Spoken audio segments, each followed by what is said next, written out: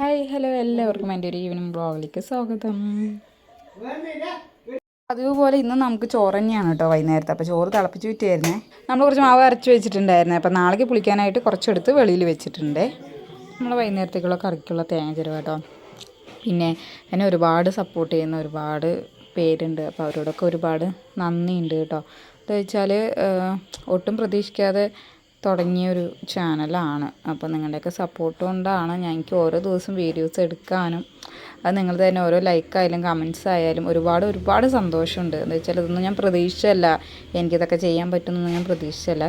അപ്പോൾ നിങ്ങളുടെ എല്ലാവരും സപ്പോർട്ട് കൊണ്ടാണ് എനിക്ക് മുന്നോട്ട് പിന്നെയും പോകാനായിട്ട് അല്ലെങ്കിൽ വീഡിയോസ് എടുക്കണം എന്നൊരു തോന്നലുണ്ടാകുന്നത് തന്നെ നിങ്ങൾ ഓരോരുത്തരുടെയും സപ്പോർട്ടാണ്ടാണ് കേട്ടോ.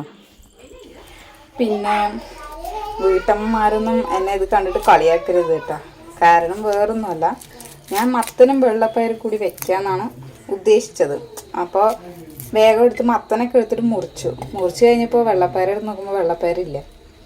അപ്പം ഇനിയിപ്പോൾ എന്ത് ചെയ്യും, എന്തായാലും മുറിച്ചില്ലേ എന്ന് പറഞ്ഞിട്ട് ഞാൻ മുതിര എടുത്തത്. അപ്പോൾ മുതിരയും മത്തനും കൂടി വെക്കുക ചോദിച്ചാൽ വെക്കത്തില്ല, ഞാനും വെച്ചിട്ടൊന്നുമില്ല. അപ്പോൾ നമ്മൾ മത്തനും വെള്ളപ്പയറും വെക്കില്ലേ, അതിനെന്താ പറയുക, കാളന്നോ ശരിക്കും എങ്ങനെയാണെന്ന് എനിക്കറിയില്ല കേട്ടോ. അങ്ങനെ ഒരു ഉപ്പേരി തേങ്ങ അരച്ച് വെക്കാമെന്ന് ഞാൻ വിചാരിച്ച്. അപ്പോൾ ഇല്ലാത്തതുകൊണ്ട് ഞാൻ ഇങ്ങനെ ചെയ്യുന്നതാണ്. നമുക്ക് നോക്കാമല്ലോ, നമുക്ക് പരീക്ഷിക്കുന്നതുകൊണ്ട് തെറ്റൊന്നുമില്ലല്ലോ. അതിലേക്ക് നമുക്ക് ആവശ്യമായ തേങ്ങ, ജീരകം, വെളുത്തുള്ളി, പച്ചമുളക്, ചുവന്നുള്ളി, കറിവേപ്പില. അപ്പോൾ ഞാൻ കുട്ടികളൊക്കെ ഉള്ളതല്ലേ, അപ്പോൾ അവർക്ക് കറിയൊക്കെ കഴിക്കാനേ മടിയാണ്. അപ്പോൾ ഞാൻ എരിവ് കുറച്ചിട്ട് 2-3 പച്ചമുളക് എടുത്തിട്ടുള്ളൂ കേട്ടോ. നമ്മുടെ വീട്ടിൽ തന്നെ ഉണ്ടായ പച്ചമുളകാണ്. അപ്പോൾ ഞാൻ ഒട്ടും ഏതിലും ഒഴിവാക്കാത്ത ഒരു കാര്യമാണ് വെളുത്തുള്ളി. മാക്സിമം എല്ലാ കറിയിലും ആഡ് ചെയ്യും. അപ്പോൾ നമ്മൾ ഇതിലും ഇട്ടിട്ടുണ്ട്. അപ്പോൾ നമുക്ക് 3 കൂടിയിട്ട് സെറ്റാക്കാം. അപ്പം മുതിര ചെറിയൊരു വേവായിട്ടുണ്ട്. അപ്പം ഇനി ഇതിൻ്റെ കൂടെ വേണം നമ്മുടെ മത്തൻ ഇടാൻ.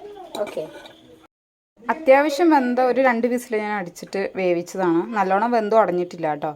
അതിലേക്ക് നമ്മൾ മത്തൻ ഇട്ടിട്ടുണ്ട്. ഇനി ഇത് ഒറ്റ വിസിൽ മതി. നമ്മുടെ മുതിര വേവിച്ച വെള്ളം കേട്ടോ. ഞാൻ വേറെ വെള്ളം ഈ വെള്ളം കുറച്ച് കൂടുതലാണ്. അപ്പം ഞാൻ ജസ്റ്റ് ഇതിനെ എടുത്തുന്നുള്ളൂ. നമുക്ക് ചതയ്ക്കാം. ചതയ്ക്കല്ല, ചെറിയൊരു പരുവത്തിലേക്ക് നമുക്കിത് അരയ്ക്കാം. അപ്പോൾ ഈ വെള്ളം തന്നെ നമുക്ക് ഒഴിക്കാം കേട്ടോ. നമ്മൾ തേങ്ങ അരച്ചെടുത്തിട്ടുണ്ട്. നമ്മൾ അതിലേക്ക് എണ്ണ ഒഴിച്ച് കടുക് ഇട്ടു. നമ്മൾ വേവിച്ച് വെച്ച മത്തനും മുതിരയും കൂടിയിട്ട് വേവിച്ച് വെച്ച ആദ്യം ഞാൻ ഇട്ടു കേട്ടോ. എന്നിട്ടാണ് നമ്മൾ അരപ്പ് ചേർത്തിരിക്കുന്നത്. എന്നിട്ട് നന്നായിട്ട് മിക്സ് ചെയ്യുക. അപ്പോൾ ഇത്രയേ ഉള്ളൂ, കറി സെറ്റായി ഗൈസ്. അല്ല, അതെല്ലാം കഴിഞ്ഞിരിക്കുമ്പോൾ കുട്ടീസിൻ്റെ വൈകുന്നേരത്തെ കളിയെല്ലാം കഴിഞ്ഞു. നിറച്ച് മണ്ണായിരുന്നു, ഉമ്മർത്തന്നെയായിരുന്നു, ഒരേ കളിയായിരുന്നു. അപ്പോൾ നമുക്ക് കുളിക്കാൻ പറഞ്ഞിട്ട് രണ്ടുപേരും കൂടി വന്ന് അങ്ങനെ കുളിയെല്ലാം കഴിഞ്ഞിട്ട് നിൽക്കുകയാണ്. അങ്ങനെ തുണിയെല്ലാം ഉണങ്ങിക്കഴിഞ്ഞിട്ട് നമ്മൾ റൂമിൽ കൊണ്ടുപോയിട്ട് ഇട്ടു. അപ്പോൾ പുറം പണിയും ബാക്കി അടുക്കത്തെ പണിയെല്ലാം കഴിഞ്ഞ് വന്നിട്ടാണ് നമ്മൾ തുണി മടക്കൽ. ലാസ്റ്റാണ് നമ്മൾ തുണി മടക്കി വയ്ക്കുക. അപ്പോൾ സമാധാനത്തിൽ നിന്ന് തിരക്കില്ലാണ്ട് ചെയ്യാമല്ലോ. അങ്ങനെ സന്ധ്യയായപ്പോൾ അമ്മ പോയി വിളക്കൊക്കെ വെച്ചു. ഞാനും പോയി പ്രാർത്ഥിച്ചു, ദൈവമേ എല്ലാം നല്ലതിന്.